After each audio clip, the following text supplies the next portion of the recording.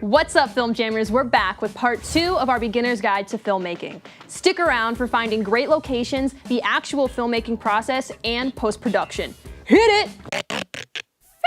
Film Jams. Locations. Having great locations can make your film. I've been out there guerrilla style before. We filmed on a beach without a permit, and all I can say is it didn't end well. We lost an entire day of shooting, so contact your local film commission. Almost every city has one, and get a permit. In most cities, this is free. In the Tampa Bay area, public locations are free to get a permit. Even New York City is free for permits for smaller productions, so get your permits. If you need to film in a private location, reach out to people you know. I always post on Facebook if I can't find a location through my contacts, and more often than not, someone knows someone who has a location similar to what you need. Respect the location.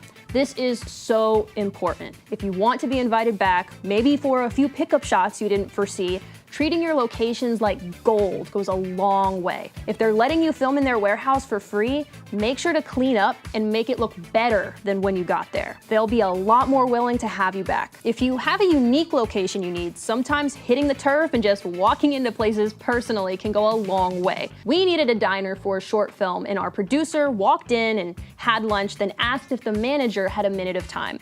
The conversation went well, and before you know it, we had access to the location after they closed. Don't be discouraged. You might get a few no's before you get a yes. There are a lot of people out there who are film friendly and want to help, or even just be a part of a film. Actual filmmaking. So you have your cast and crew and your locations. Now what? Well, all I can say is plan, and then plan more, and then plan for your plans to have a backup plan. Things can go wrong, and cast and crew can drop out with filmmaking. If your supporting actor gets a better offer from Joe Blow to star in his new Netflix series directed by Clint Eastwood, they're likely not going to stick around for your indie project. Always think quick and get ready to adapt. Good filmmakers are always adapting to the craziness that's thrown at them. Remember in season 3 of Game of Thrones, that warrior Dario Naharis that was really into Khaleesi? Well, suddenly he was a different actor in season 4.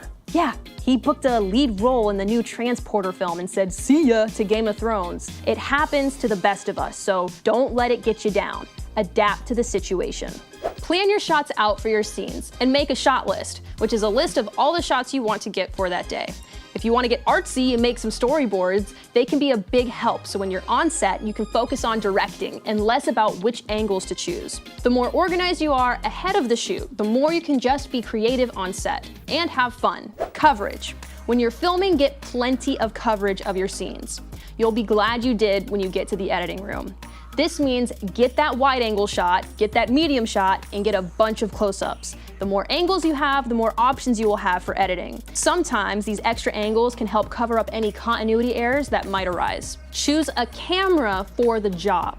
You don't always need to have the most expensive 8K camera for every film. Most movies are still mastered in 2K for movie theaters.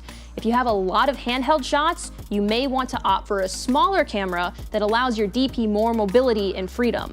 If you're filming all night scenes, choose a camera that performs better in low light.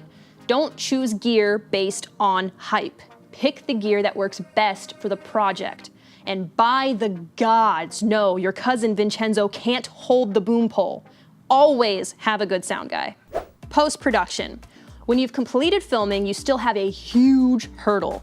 You've got to assemble all the goodness you captured on film, score it, color correct it, add sound design. Whew.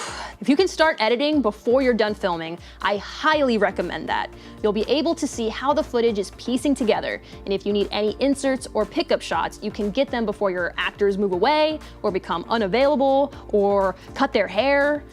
I've had all those happen. One thing that I like to do is put a rough cut together and show some people that aren't familiar with the film.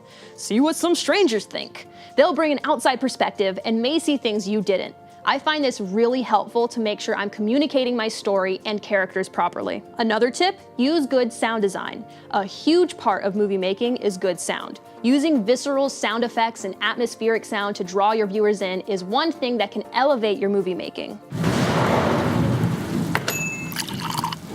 Make backups of your footage. Not one, but 2 backups. I have lost footage. It is one of the worst things you can experience. Spend a few bucks and buy an extra hard drive. I always keep one at my house, one at my cinematographer's house, and one at the office. If one burns down, you still have your movie. When it's all said and done, have a cast and crew screening. The people that poured their talents into the project will definitely have an opinion on the story. I once missed a pretty big error even though I saw the film 1,000 times editing, and then was able to fix it before public release thanks to one of my cast members noticing it at the private screening.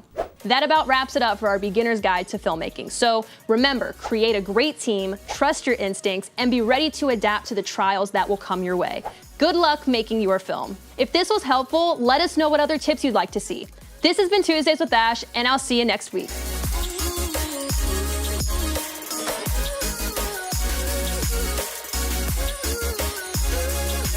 Remember in season 3 of Game of Thrones that Wario, I was like moving on to the next. Wario from the Mario Brothers.